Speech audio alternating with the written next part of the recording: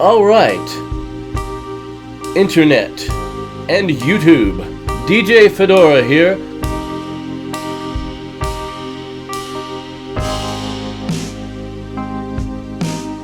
With another episode of Let's Talk. Now, just to be fair and upfront, this episode of Let's Talk contains some very sensitive subject matter, and viewer discretion is advised. I wouldn't recommend anybody under the age of 14 to watch this. However, it does contain some very important information. So parents, I strongly advise you to talk about this subject with your children, and please make them aware of the many different things that are going on out there, and unfortunately the results of those things.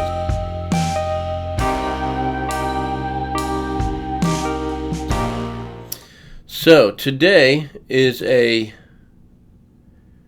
crazy day because I came across a story about an individual by the name of Brenden Bickerstaff-Clark.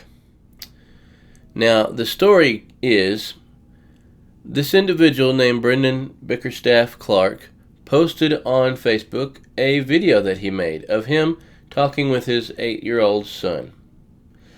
The subject matter of this video was him telling his son that his mommy, the son's mommy, the 8-year-old boy's mommy, passed away the previous night. And what makes it even harder and a little more unsettling is that the mother passed away from drug use, a drug overdose, heroin to be exact. Take a look at the video.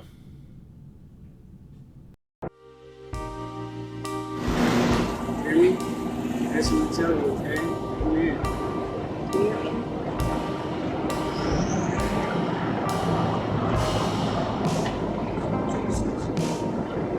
Mommy died last week.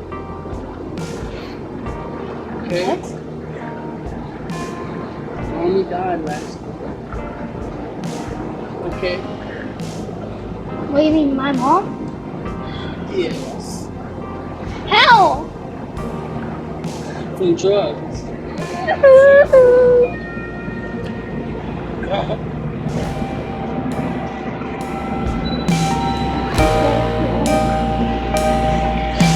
I'm sorry. She went too high. I'm so sorry.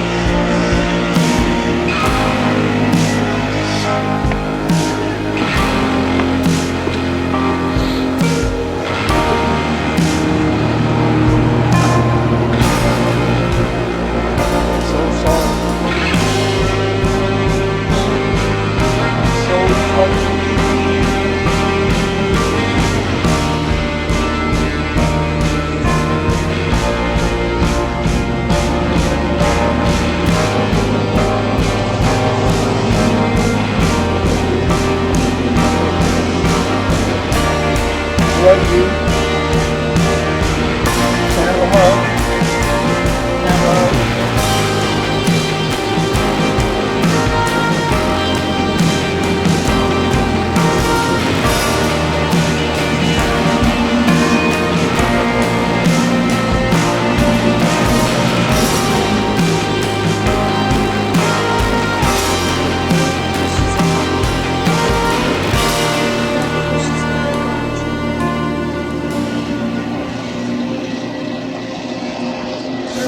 That's enough.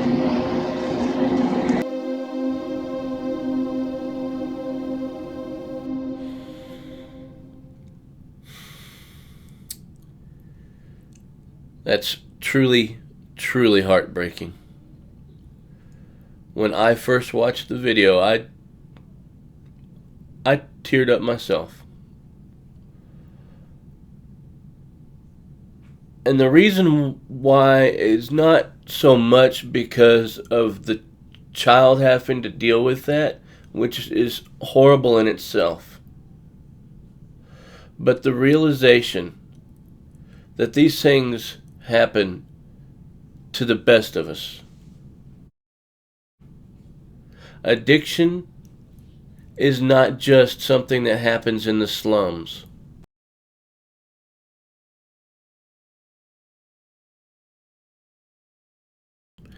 Now, the comment that came along with the Facebook post is this. This is for any and every addict with children today. I had to tell my 8-year-old son that his mommy died from a drug overdose last night. This is the realization and reality of our disease. Don't let this disease have to make someone tell your child that you're dead because of drugs. This was one of the hardest things that I'd ever had to do. My son has no mother because of heroin. Kinda hard to hear, but you can hear what we're saying. Please get help so our children don't have to suffer. This wasn't staged. This was real.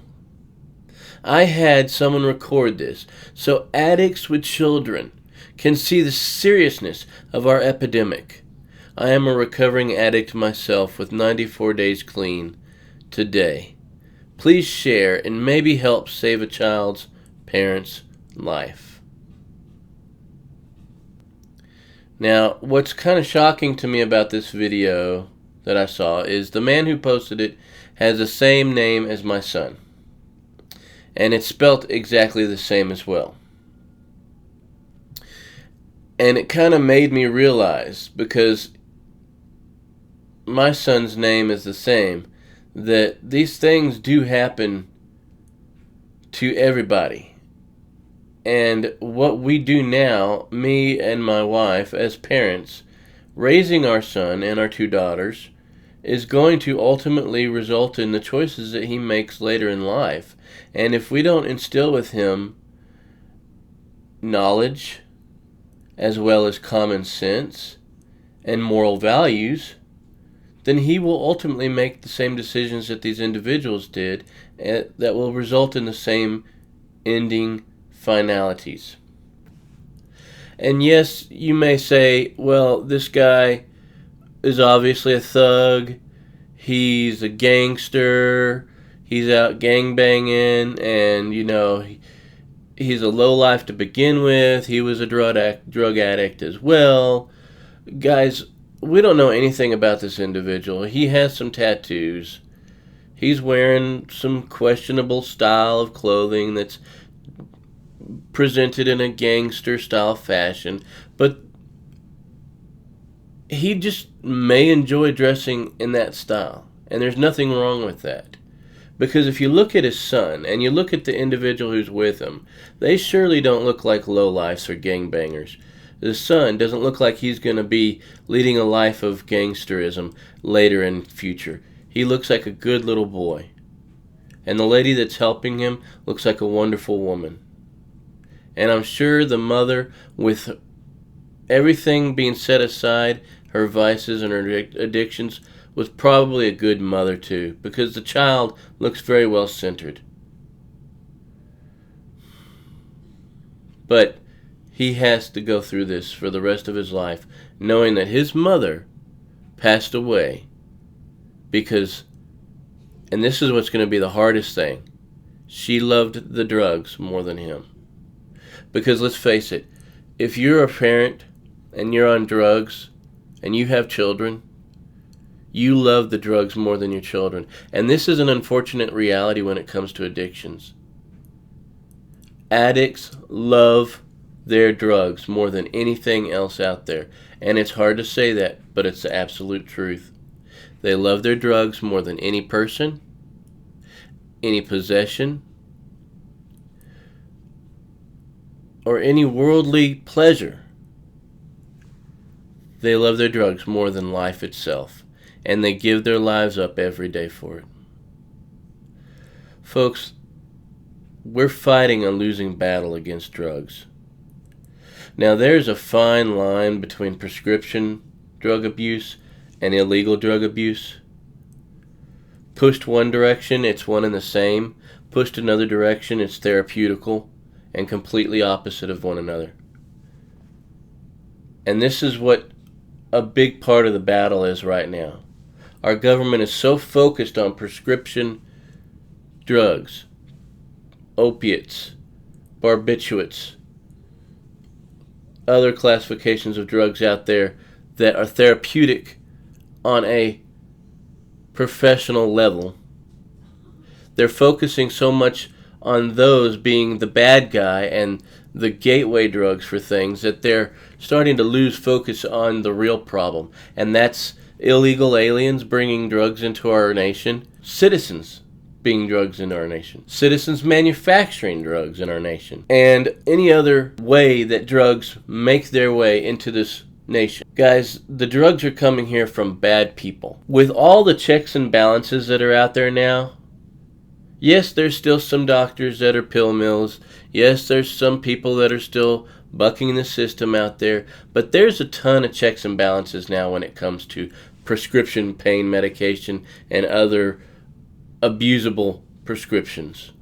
There's a lot of checks and balances out there, and the pharmacies are cracking down on filling those drugs as well. So the people that are getting the pain pills may be getting a very small amount from actual pain patients, other therapeutic drug patients, and so on. It's a very small percentage. The biggest percentage is coming from overseas, from down in Mexico, from up in Canada, and being shipped in on these little super cool submarines. I'm sorry, but they're really cool looking. I mean, they build these things to be stealth, and they're bringing in shipments of drugs on these things. Look it up. It's crazy, but it's true. They're little one-man submarines. So the thing that we have to realize is that these drugs are coming in from illegal situations. They're not coming in from, not being dispersed by Sally and Joe Schmo getting prescriptions from their local doctor.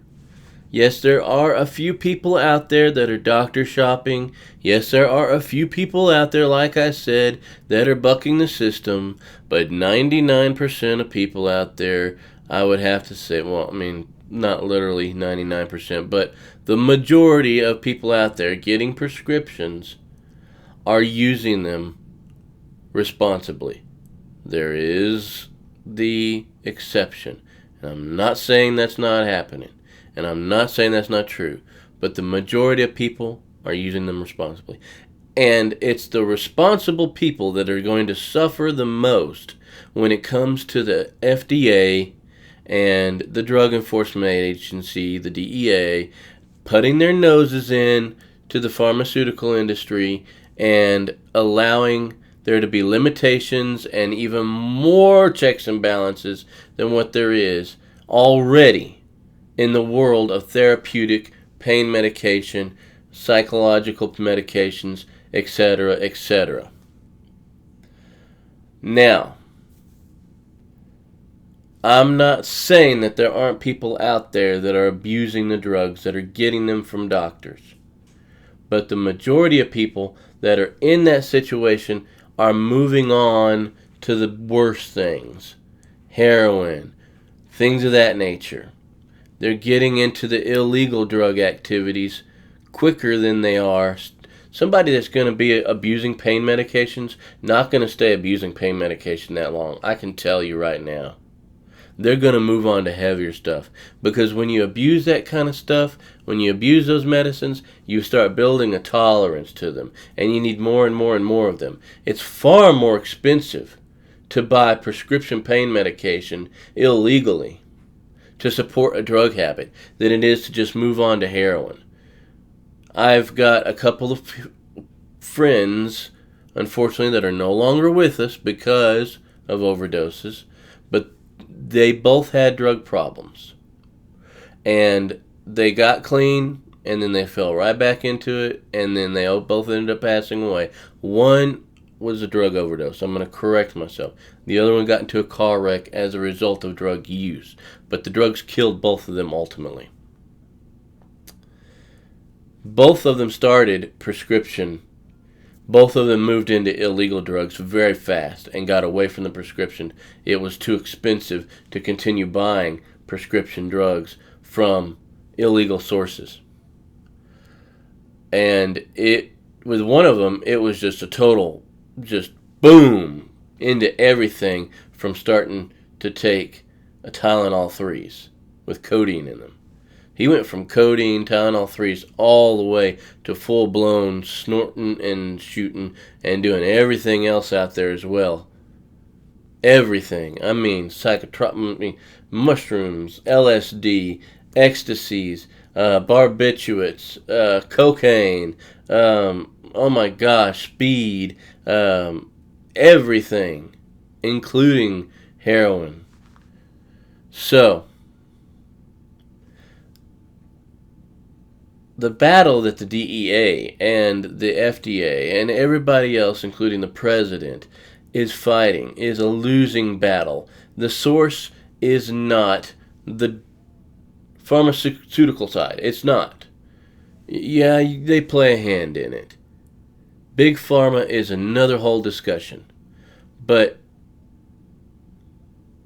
the deaths are coming from combinations of things, with prescription drug abuse being truthfully a smaller percentage than what they're making it out to be. They want it to be higher and look higher and present it as being higher so they can place more limitations and more control, thus driving prices up and increasing profits for Big Pharma, who then in turn puts more money into the pockets of the lawmakers. And we can get into that later, but that's what's happening on that end and why they want you to believe that so much of this stuff is coming from the pharmaceutical side, when in reality it's not.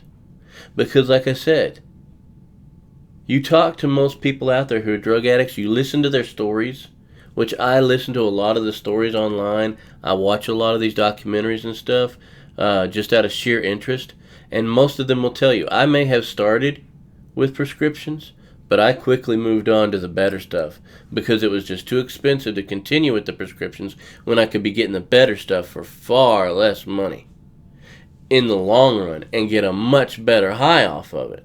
So the people that are abusing prescription pain medications aren't going to stay abusing the prescriptions very, very long. They're going to seek out the better high because they already know what it's like. And that's what they want in the first place, is that high. That's why you get addicted to drugs. I'm sure you all don't realize that. That is the whole reason. To get high. Hence why you overdose. Because you're trying to get higher and higher and higher. Ultimately until that final needle goes in that puts too much in your system and you stop breathing and you're dead. And it's that fast, too. You could be sitting here awake, and then you're tired.